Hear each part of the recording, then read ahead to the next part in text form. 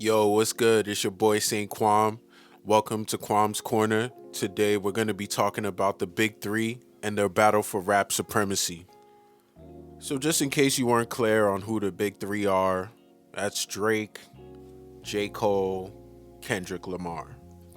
They're the main characters in the story, so it makes sense to take a deeper look into some of the narratives, characteristics, and motivations of these rappers right when the battle kicked off. So, starting off with Drake, if we go back to November of 2023, Drake had just put out his latest studio album, For All the Dogs. The album performed well commercially. It sold over 400,000 copies in its first week of sales.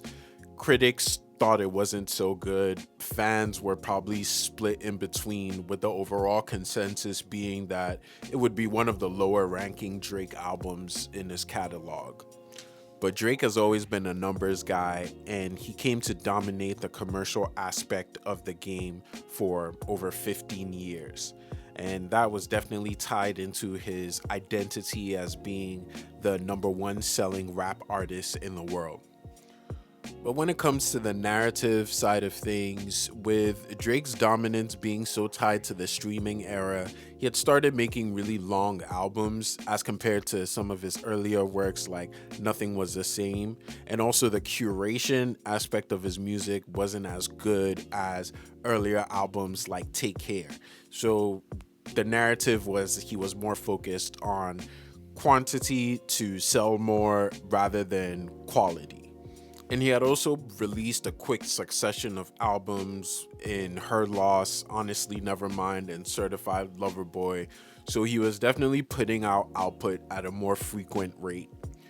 When it comes to motivations, I would say Drake's motivations at the time would be to continue to show his dominance on the commercial side and kind of show that regardless of what people thought about the quality of his music or his feature choices or beat choices, he was still going to be the number one selling rapper. So his motivations were to continue dominance and also show that he didn't really care what other people had to say about what he was doing when it came to music. When it comes to J. Cole, in this same November 2023 timeframe, J. Cole had been on a run of features where he was really killing every verse. Johnny P's Caddy, his verse on B as London. He was even showing up on commercially successful records like Lil Durk's All My Life and still killing the verses. It had now been some time since his last studio album, The Fall Off Season, which did commercially well at about 280K in the first week of sales. But his feature run, definitely had him at the front of everybody's mind as one of the best rappers and MCs in the game at the time. So narrative wise, I would say a lot of people were looking at J. Cole like, he's finally delivering on that promise or that talent of being the one of the best rappers in the game skills wise. And he had also been talking about plans to drop his final album, The Fall Off. So there were high expectations around that. Like he's gonna keep killing verses and then eventually drop The Fall Off, which is gonna just sound crazy. That was the narrative around J. Cole's music at the time. So J. Cole's motives at the time were simple: keep on killing verses, one up any rapper that you appear with on the track, and continue to build anticipation for your final album, The Fall Off.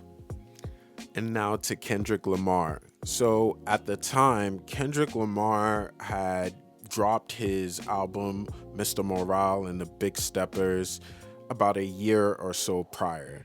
And it was a good commercial performance, but not one of his best. But it was also after a hiatus of about 5 years. So Kendrick Lamar was kind of getting himself back outside, and he had dropped an album and he went on a really successful tour, the Big Steppers tour, I believe, which broke records. So he was just kind of getting back outside, putting out music, and showing that he was still competitive in the landscape of music after going in a direction that was very personal on his last LP. He was just kind of trying to show that he was still competitive in the space.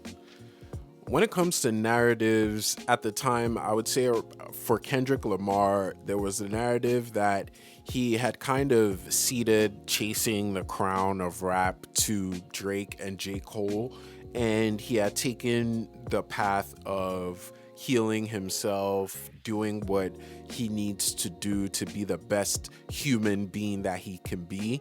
But when it came down to kind of chasing the crown, he was over it.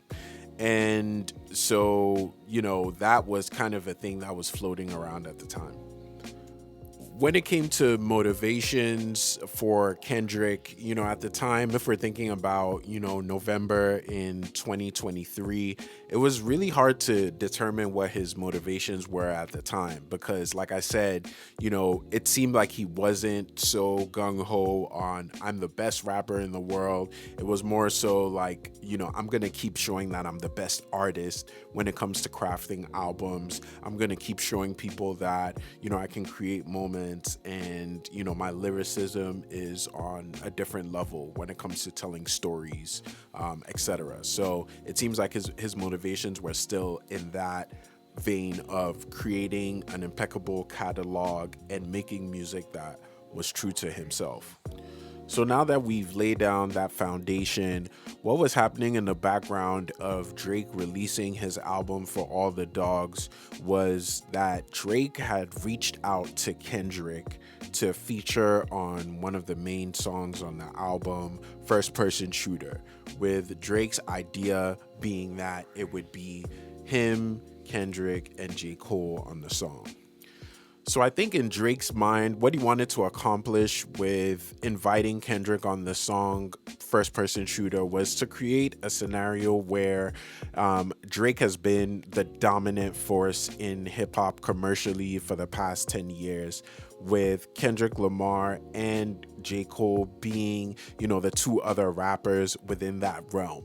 So he's making a track on his album and bringing them along for the ride, similar to how he brought Kendrick on tour with him earlier on in his career and also brought J. Cole with him on tour very recently. So he's playing that role of being the centerpiece, being the big dog to these, other rappers. And with that in mind, I think Kendrick kind of sniffed that out, and that was part of the reason why he rejected being on the song. I think part of the reasons behind him rejecting that was through his own personal journeys and self-discovery. I think he kind of got to that point where it's like, I really don't mess with Drake like that and what he stands for, so I don't want to stand next to him. And I think that whole rejection and him deciding to go in a different direction added fuel to what First Person Shooter ended up becoming. So what was initially a Drake hosted party, where J. Cole would come in and also, do a killer verse.